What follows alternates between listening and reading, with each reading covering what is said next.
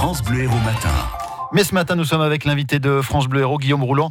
Dans nos studios, Hermione Ferrier, une des coprésidentes de l'association ADESL, qui vient de lancer la monnaie locale montpelliéraine, la graine. Bonjour Hermione Ferrier. Bonjour. Approchez-vous bien du micro, s'il vous plaît.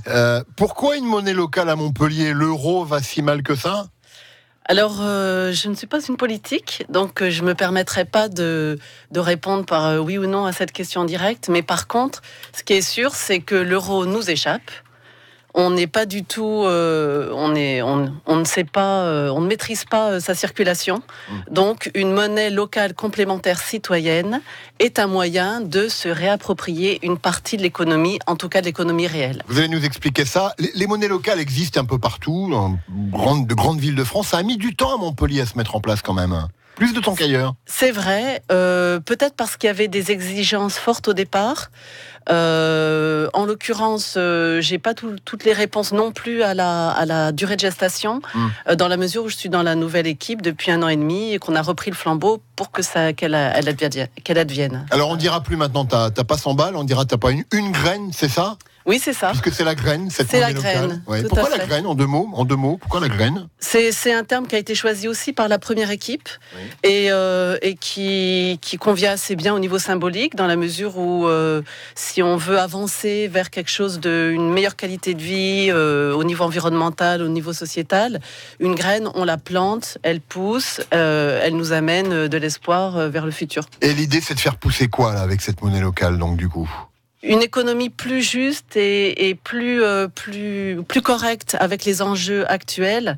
Tout le monde parle de la nécessité de revaloriser l'économie réelle et en l'occurrence, pour respecter l'environnement, de la recentraliser, la relocaliser. C'est-à-dire qu'avec ces graines, on ne peut pas aller payer ses courses au supermarché, clairement. Non, c'est pas du tout le principe. C'est pas le principe parce que pour utiliser la graine et pour l'accepter dans son commerce, ou c'est valable pour les prestataires de services aussi, il faut répondre à une charte.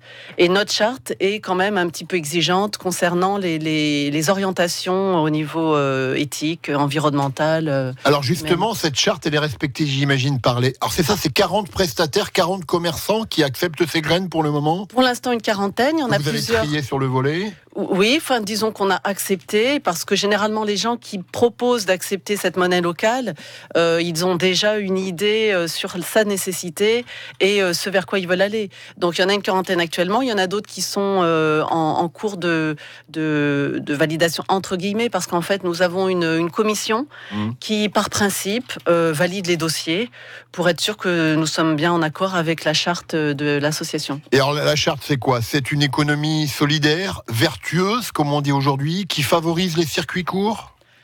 Dans la mesure du possible, oui. Les circuits courts, c'est sûr. Après, c'est pas du 100%. C'est-à-dire que nous, l'équipe actuelle, avons fait le choix de ne pas privilégier des commerces qui soient complètement 100% éthiques et qui feraient, par exemple, en agriculture du 100% bio. Nous avons choisi de valoriser les démarches à partir du moment où elle est initiée pour aller vers quelque chose de mieux. 40, c'est pas beaucoup. C'est appelé à être utilisé par beaucoup plus de commerces dans l'avenir? Tout à fait.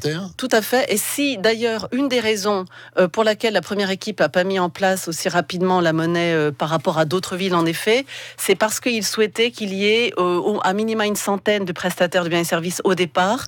Et nous, on a réalisé, en prenant le flambeau, qu'il y avait un essoufflement et qu'il fallait qu'elle arrive rapidement pour lancer la machine. Mais dites-moi, ces commerçants, ils les déclarent, ces graines, auprès du fisc, notamment, par exemple? Alors, tout à fait. Il n'y a pas d'économie parallèle qui se met en place, rassurez-moi. Non, pas du tout. Les monnaies locales complémentaires citoyennes sont encadrées par la loi Hamon 2014, économie sociale et solidaire.